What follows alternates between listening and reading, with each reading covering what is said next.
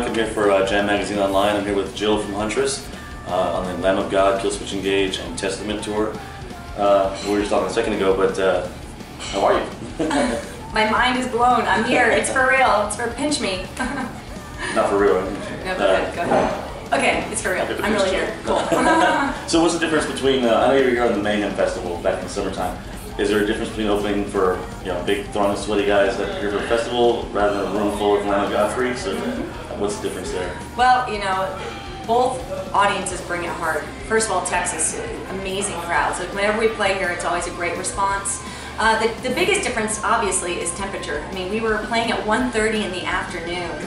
Full costumes, just sweating my tits off. So, I did get heat stroke a couple times, and the folks at Mayhem are amazing. They're like family. They're very, very attentive and care a lot about their artists. And now that we're on tour with Lamb of God, you can get a sense of this same thing. Once you get to the next level, and you're touring with bands that you've admired for so long, there's this real unity you start to feel, and it's still here. Well, I saw it, you didn't see it on camera, but Willie Adler just stopped by and just said hello. Like, yeah, cool. He's totally cool. So yeah, I can definitely sense it already. How did Huntress begin? Like, start from the beginning. Well, it starts from childhood. When I was just a little wee pagan gal, and I've always had this vision of something I wanted to do with my life, based vocally. I started singing classical music, and that progressed into thrash and metal and hard rock, a variety of bands, a variety of jobs to sustain myself and to pay for my music. It took me about 10 years to find musicians for Huntress. It was a vision that I wouldn't compromise on, and it comes from, again, a lot of my pagan beliefs. The name Huntress is a tribute to Artemis, the goddess of the hunt. So after 10 years of searching, I ended up in Los Angeles, and I found a band named Professor, and we merged and joined forces and became Huntress, and that was back in late 2009. We released an EP called Off With Her Head in 2010. We were signed to Napalm Records in 2011 after we self-released a video called Eight of Swords, and that's what got the attention of Napalm. 2012, our second album was released, Starbound Beast, Spell Eater 2011. And now we're in the process of writing album number 3 to be released next year. Nice. So that's one a year. The pace is fast, but we're very inspired. Do you find that pace to be like does it bowl you over sometimes, or are you just always working, or this is what you wanted, basically? Well, you have to surrender to it. And once you surrender, then it's easy. At first, when I first started touring with Huntress, I nearly lost my mind. Like, for real. Talk to the boys. But, at that point, I had to make the decision to either abolish all of their ambitions and only focus on Huntress, because the touring is insane. I mean, it's neck-breaking. We rarely stop. It's virtually non-stop touring. And we've had amazing opportunities in our short span of life as a band. So, you either take it or you leave it. And I decided that it was time to man up and get rid of the female bullshit and, grow a pair.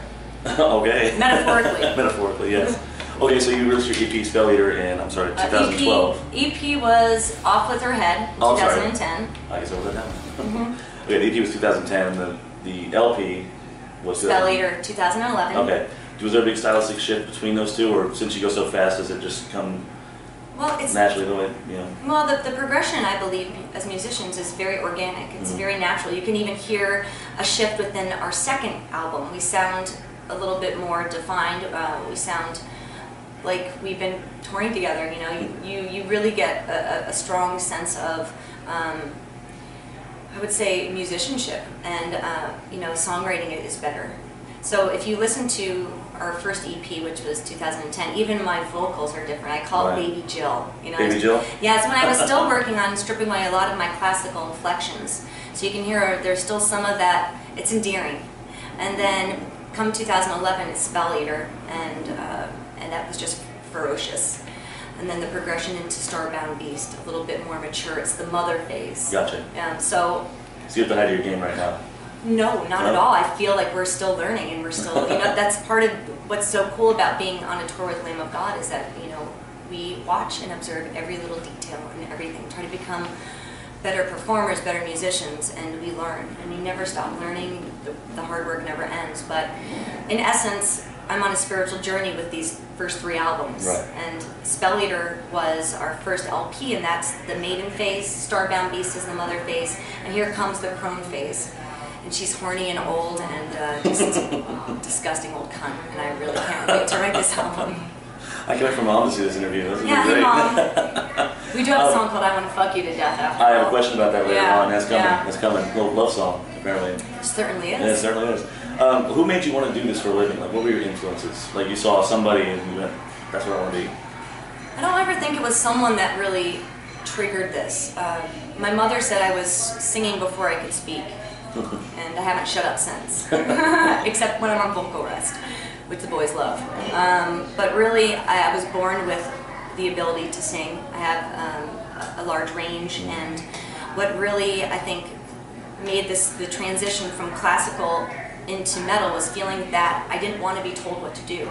I never wanted to live for someone else's script. And being in opera and being in musical theater and reading lines that some other person wrote really bothered me, and I would never take direction very well.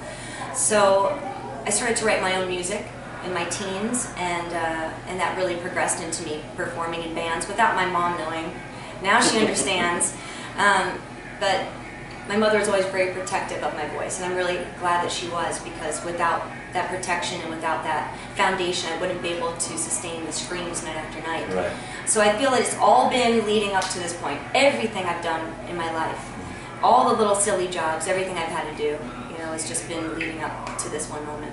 Cool. Well, I hate to get on the generic women in metal question, but Sure. Do you find that you need to prove yourself every night after night, or do you think everyone's more accepting nowadays with what's going on in Europe as far as the power metal, the female fronted power metal bands like Nightwish, things like that? Is it yours to prove yourself, basically, or? I had to prove myself to no one but myself. Okay, good answer. I like it. And that's, you know, being a woman in metal, I feel very protected by these big, bearded, burly metal men. I get to tour with amazing men who have been very protective of me and very supportive of Huntress.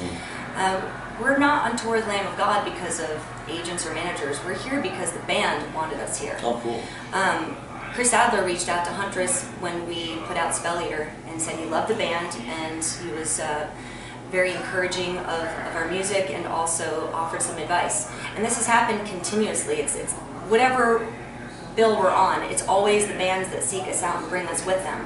So we're very grateful to the bands, and it takes a lot of, you know, obviously a lot of work from our team, and we have an amazing manager, Jackie Kaiser, and an amazing booking agent, Tim Bohr, here in the States, and Paul Ryan overseas, and an amazing label, Napalm Records.